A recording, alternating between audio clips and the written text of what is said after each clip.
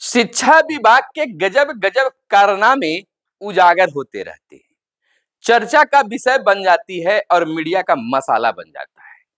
कभी कभी तो ऐसा हुआ है कि बिहार की तो बातें छोड़ दीजिए, राष्ट्रीय स्तर पर भी नेशनल खबर बन जाती है। कभी विभाग बोरा बेचवाती है तो कभी कुछ करवाती है। इन्हीं चीजों के बीच एक और कारनामा सामने आ गया है।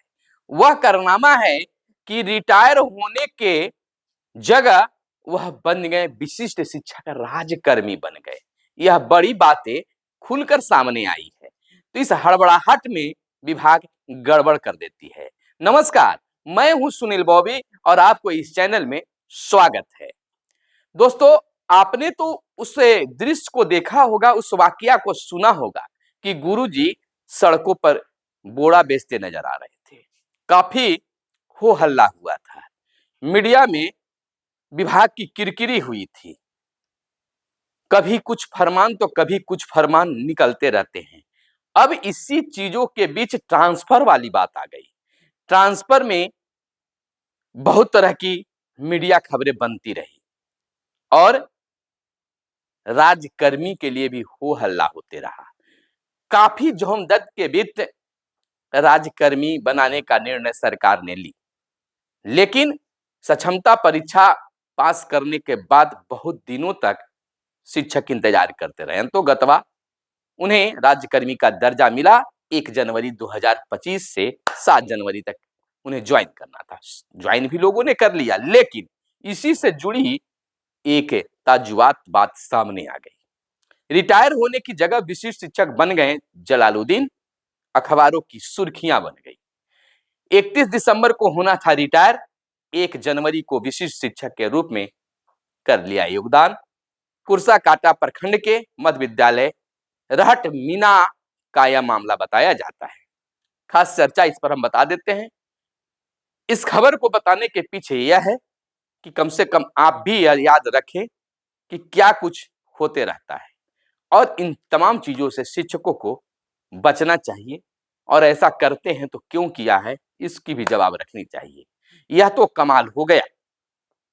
जिस दिन शारीरिक शिक्षक को रिटायर होना था, उसके ठीक अगले दिन उसने विशिष्ट शिक्षक के रूप में योगदान ले लिया। इस तरह का मामला जब सामने आया तो शिक्षा विभाग के अधिकारियों के हाथ पैर कांपने लगे, मानो जैसे उन्हें सांप सूंघ लिया हो। आनन फानन में हेडमास्टर से स्पष्टीकरण पूछा गया। देखिए, बड़ी मछली छोटी मछली को ही खा जाता है, या छोटे कर्मचारियों पर ही कार्रवाई होता है। बेचारे हेडमास्टर साहब से स्पष्टीकरण पूछ दिया। विभाग नहीं ढूंढ रही है कि हमने क्या कर दिया। उसी समय आपको ड्रॉप कर देना चाहिए था, रोक देना चाहिए था, जिस समय आप प्रमाण पत्र बना रहे थे। उसमें तो सब चीज उनका था, लेकिन अब उनसे स्पष्टीकरण पूछा गया है। मामला जो है अररिया की है। कुर्साकांटा प्रखंड के मध्य विद्यालय रहट मीना का बताया गया है।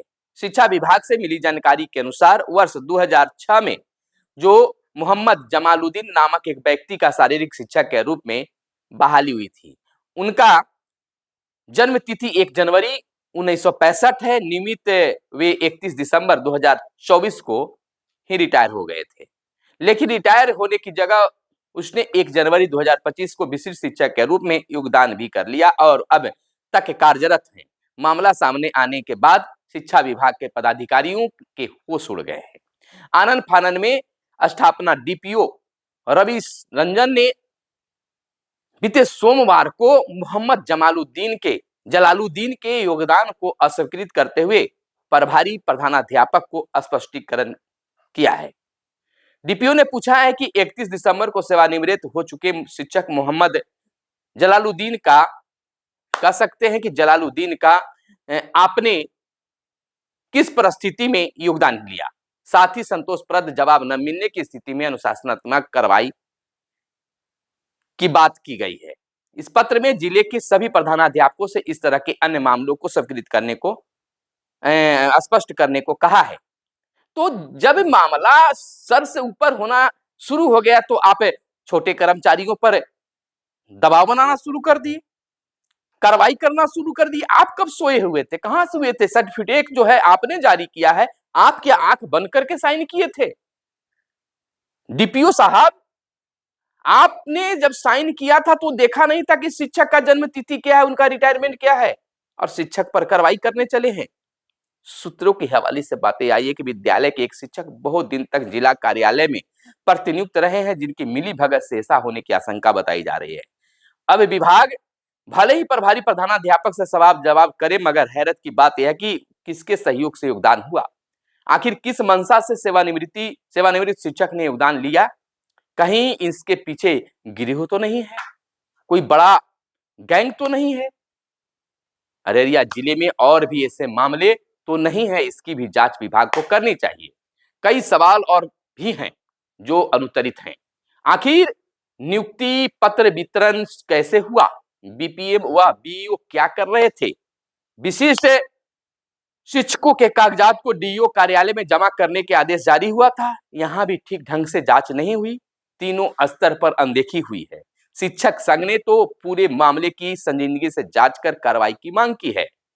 शिक्षा विभाग के स्थापना डीपीओ रवि रंजन ने बताया कि 31 दिसंबर को सेवानिवृत्त हो चुके शारीरिक शिक्षक मोहम्मद जलालुद्दीन द्वारा 1 जनवरी को विशिष्ट शिक्षक के रूप में योगदान देने का मामला सामने आया है। तत्काल योगदान अस्वीकृत करते हुए प्रभारी प्रधानाध्यापक से जवाब मांगा गया है। इस मामले में अन्य दोषियों की पहचान की जा रही है, सभी पर कार्रवाई होगी, डीपीओ साहब ने कहा है। लेकिन आप पर कार्रवाई क्या होगा? आप अपनी गलती को स्वीकारिए, इस चीज को बोलिए कि हमारी भी गलती हुई है। अगर इस तरह का मामला आते रहे, अगर शिक्षक गलती किए तो शिक्षक पर कार्रवाई होता है, आपने गलती किया है तो आपकी गलती की क्या सजा होगी, इसकी भी बिल्कुल आप को निश्चित करना चाहिए कि हमसे भी गलती हुई है, कार्रवाई हो या न हो, लेकिन अपनी गलती को भी मानना चाहिए कि हमारे कार्यालय से भी गलती हुई है, और इस गलती की भंडाफोड़ होनी चाहिए कि आपसे गलती करवाया तो कौन? आप पदाधिकारी है, ठीक है, हर चीज को आप नहीं देख सकते हैं, लेकिन जो साइन करवाने वाला व्यक्ति है, जो आप तक वो फाइल लेकर गया, उसने क्या किया? क्या उसको भी किसी ने आंखों में धूल झोंका? इस बात का खुलासा होना चाहिए, और नहीं तो इस तरह की मामला पूरे बिहार में होता होगा तो शिक्षक बदनाम हो जाते हैं। आखिर इस भ्रष्टाचार को उगाने वाला, इसको संपोषित करने वाला आखिर कौन है? इस चीज की जानकारी होनी चाहिए। ऊपर से लेकर नीचे तक इसमें दोषी हैं। सभी शिक्षक प्रमाण पत्र जो हैं इस शिक्षा कोष पर लोड कर चुके हैं, यानी इस शिक्षा कोष पर उनकी हर जानकारी है। आपने बोर्ड में फॉर्म भरवाया, उस पर वो अंकित किए होंगे। शिक्षा विभाग से प्रमाण पत्र जारी किया गया, वो कहां देख रहे थे? तमाम चीजें आ रहे हैं। आप एक बार नहीं 2-2 बार प्रमाण पत्र दिए हैं, नियुक्ति पत्र दिए हैं, और अब तक आपने नहीं पकड़ा, और अब दोषी पा रहे हैं शिक्षकों पर। तो इसकी भी पर्दाफाश होनी चाहिए। तो तमाम शिक्षक साथियों से आग्रह है कि इस तरह की बातों का भी ख्याल रखिए, क्योंकि जब गलती होती है तो छोटे कर्मचारियों पर कार्रवाई होती है। मिलते हैं अगले वीडियो में, तब तक के लिए दीजिए इजाजत। जय हिंद, जय भारत, वंदे मातरम।